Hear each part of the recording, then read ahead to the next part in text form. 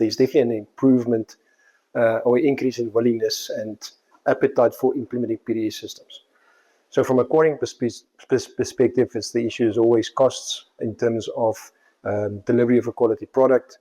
And what we've tried to do is develop a single roadmap in terms of hardware that we can deploy equally successful on a small quarrying site as well as a service operation. And as we learn the lessons with our partners in the journey of PDS adoption, both quarries and surface, that we actually adopt those and pass this on to our other customers so that there's a cross-pollination of solutions.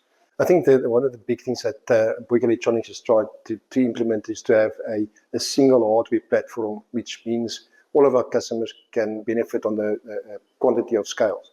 In that a single solution with different additional system components could be expandable to bigger machines versus smaller machines. If you take small little quarrying operations versus a big open pit mining, in that the scalability of the solution can definitely offer the support and meet the requirements of the quarrying industry. So yeah, having done this for 20 years, I think the technology is on quite an exponential roller coaster.